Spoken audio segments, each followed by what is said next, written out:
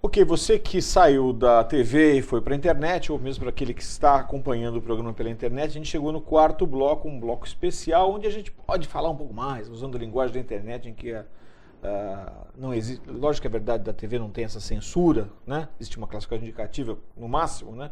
Mas existe uma autocensura, eu sempre costumo dizer, que a gente internalizou ao longo de todo esse período. E aqui na internet parece que a gente não tem essa autocensura. Então a gente pode falar de algumas coisas que teve vontade de falar antes e não conseguiu. Uma delas é o seguinte: a anistia, ela se completou como processo? Não, ela não se completou. A população brasileira, principalmente aqui, tem consciência do que foi o período da ditadura militar, os 21 anos de interrupção de projetos sociais, econômicos, culturais. Temos aí tantos exemplos, Cláudio Rocha, José Martinez, além de todo o prejuízo econômico que o país sofreu, todo o obscurantismo diante das construções. Nós não conhecemos nada do que foi a Transamazônica, o que foi imigrantes, o que foi Rio-Niterói. Hoje nós sabemos. Hoje nós até podemos acusar superfaturamento, podemos atribuir responsabilidade, porque as coisas estão abertas. No passado não estava aberta. E a anistia, nós temos com muita esperança que o Supremo Tribunal Federal, com novas composições, distinta daquela que entendeu que os criminosos da ditadura militar e as vítimas se equiparavam e todos teriam sido anistiados, há embargos que estão tramitando, aguardando decisão da Suprema Corte, que pode rever aquela decisão e separar o trigo do joio, dos criminosos comuns, daqueles que foram considerados subversivos no nosso país. Acho que ajuda muito o fato de nossos países vizinhos, Argentina, Chile, Uruguai, Paraguai, terem dado outro tratamento aos criminosos comuns. A Argentina tem nos dado uma lição muito grande e as avós da Praça de Maio têm tido recompensas, inclusive, de encontro dos seus netos que foram doados pelos militares. Muitas coisas nós poderíamos ter reavido aqui na história do Brasil se os criminosos comuns não tivessem sido equiparados às vítimas da ditadura. Então, você falou da Argentina, né? E eu acho que o Chile é emblemático nesse sentido, não é? E acho que a história do Chile... Primeiro, eu tenho duas referências importantes com o Chile. Ele nos acolheu. Foi o país que mais acolheu brasileiros que estavam ameaçados de morte e de perseguição aqui. Naquele momento, próximo, antes a 73, brasileiros que saíram daqui foram somar com o presidente Allende nos projetos econômicos, nos projetos sociais. Infelizmente, o golpe, que ninguém tem dúvida que os mesmos protagonistas que conspiraram contra o Brasil, conspiraram também contra o Chile, e veio a deposição e a morte, o assassinato do presidente Allende. A presidente Bachelet, ela diz essa frase que é uma frase bastante emblemática que nos serve. Não se pode cicatrizar feridas que não forem lavadas. É o que nos toca aqui no Brasil, lavar as nossas feridas para que possamos completar o luto, para que possamos, de fato, nos reconciliarmos. É essa a proposta da justiça de transição, proposta pela ONU, que se reconciliem as partes. E nós temos uma nação claramente dividida até o dia de hoje, eu diria até mais, não tanto ideológica, mas ignorante, por ignorância.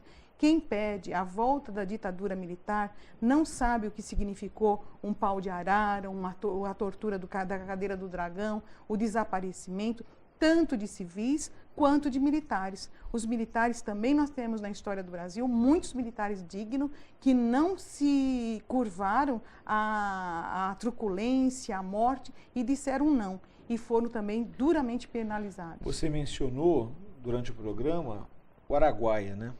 O Araguaia teve status quase de guerra, não foi nem de guerrilha, né? O número de militares que foi deslocado para lá se equipara só a grandes guerras. E como tal, muitas baixas também do lado militar, né? O que a gente sabe, que de todos os casos que os civis foram acusados, os militantes políticos foram acusados, eles foram levados a julgamento. Se você pegar, por exemplo, um sobrevivente chamado José Genuíno, ele foi preso, barbaramente torturado, seu advogado o encontrou já totalmente quebrado, com os ossos do rosto quebrado. Então, aqueles sobreviventes que foram considerados pessoas opositoras ao regime militar, todos foram levados a julgamento. Quem não foi levado a julgamento foram aqueles que praticaram os crimes. E o Araguaia não tem só a perseguição aos guerrilheiros, tem a perseguição aos camponeses, a população do Araguaia, que era uma população que nunca tinha sido assistida por médico, por professor, por consertador de barco, como era o caso do Oswaldão, pela Dina, que era uma professora, pelo João Carlos Haas, que era um médico de Porto Alegre, que foi servir na população do Araguaia, e pela primeira vez, mulheres que tinham já tido 13 partos estavam sendo assistidas por médicas. Então, aquela população foi muito torturada. Isso o Brasil pouco sabe do que a população camponesa sofreu no Araguaia, porque quando me perguntaram onde estão os terroristas, eles disseram: aqui não tem terrorista, aqui tem paulistas. Então, se tem paulistas e não tem terroristas, eles eram coautores do crime que os terroristas estavam sendo acusados. Há um pouco também de uma tentativa de queima de arquivo do processo, ou não? Há uma ocultação dos arquivos. Grande parte do acervo dos documentos oficiais em nome das Forças Armadas não estão colocados à disposição da população. E isso traz um grande prejuízo histórico e um grande prejuízo econômico na vida das pessoas. E joga uma sombra sobre a Porque muitas legitimidade, pessoas, né? Inclusive, não conseguem entrar com um processo na comissão de anistia porque elas não têm prova da perseguição. E a gente sabe que, até a considerar, por exemplo, Sebastião Curió, que ainda está vivo, detém documentos privados, públicos, como privados fossem. Tá. Eu quero passar a palavra para o Boris, mas eu quero fazer um comentário. É interessante como eu vejo que você é empenhada na tua função aí, e você, não só por chamar as pessoas, os personagens dessa história pelo primeiro nome, acaba demonstrando um carinho, né? Porque são heróis. A gente fala muito que a gente é uma terra sem heróis, né? Na verdade, teríamos que elevar esses nomes a um status maior de reconhecimento, né? Talvez se isso acontecesse, as pessoas que saem aí despodoradamente com essas faixas, pedindo o retorno da intervenção militar, o retorno dos militares, não fizessem, né? O Boris me comentou que mora em São Paulo e que então presenciou as manifestações e tem acompanhado isso tudo. Como é que você faz um paralelo? Você teve ali naquele período anterior ao golpe, né? Você vivenciou, por mais que tenha ido para um exílio aí, o que aconteceu nesse país naqueles anos, aqueles 21 anos. E vê hoje um pouco de esquecimento sobre o dano e o risco daqueles pensamentos reacionários. Comenta sobre isso. Não há dúvida que hoje em dia muita coisa é parecida, num grau muito maior hoje, não é? As populações são maiores, o governo tem uma série de coisas que foram concedidas à população e a população frequentemente não vê o perigo de perder tudo isso. As marchas são mais ou menos parecidas, embora essa daqui fosse muito maior e não foi realmente uma marcha. A população presente na Avenida Paulista não me pareceu particularmente agressiva.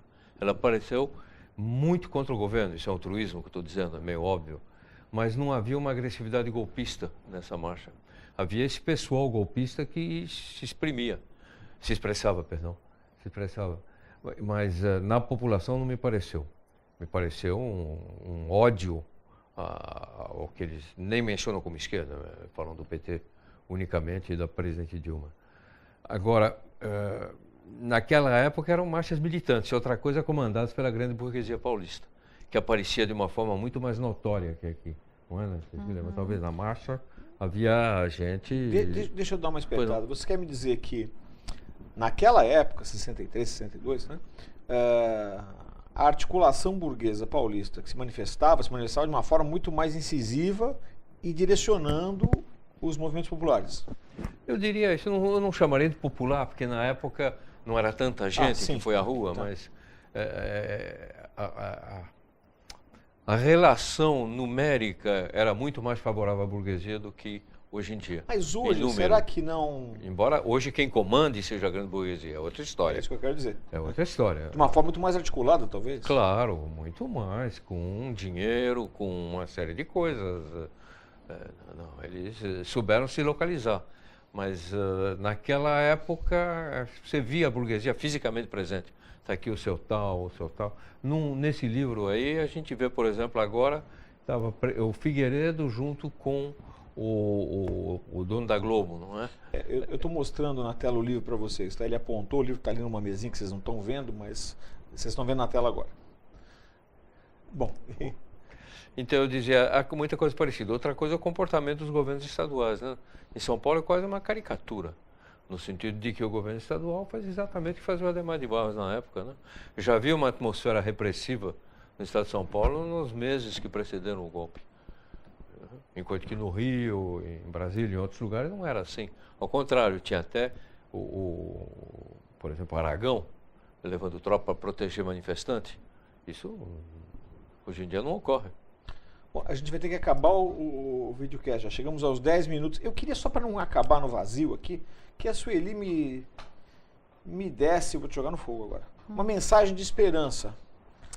Ah, são muitas. Eu acho que quando eu estive hoje pela manhã aqui na universidade e encontrei aqueles jovens perguntando qual é o meu papel na sociedade hoje, me dá muito alento, me dá muita crença de dizer essa juventude que é a continuação do legado que nos deixaram os nossos verdadeiros heróis. Nossos verdadeiros heróis são aqueles que não pouparam a sua própria vida pela liberdade, por justiça e para que os brasileiros tivessem 3 vezes comida ao dia, no mínimo. Isso nós temos. Isso não é a mesma coisa. Quem viaja pelo país como eu viajo, faço parte de um grupo de trabalho que busca os desaparecidos do Araguaia, tenho viajado muito pela América Latina, América Central, e eu sei que o nosso país não é mais o mesmo que era há 20 anos atrás. Eu tenho muito orgulho de ter terminado um mestrado o ano passado na UNB, tendo a minha colega que concorreu exatamente com as mesmas condições que eu, nós éramos 160 candidatos concorrendo a 10 vagas, e a primeira aluna aprovada na seleção era uma colega nordestina do Piauí. Eu tenho muita alegria de saber que o Nordeste não é o mesmo Nordeste dos coronéis, que o Maranhão está fazendo uma revolução na saúde, na educação, na cultura, que outros estados também.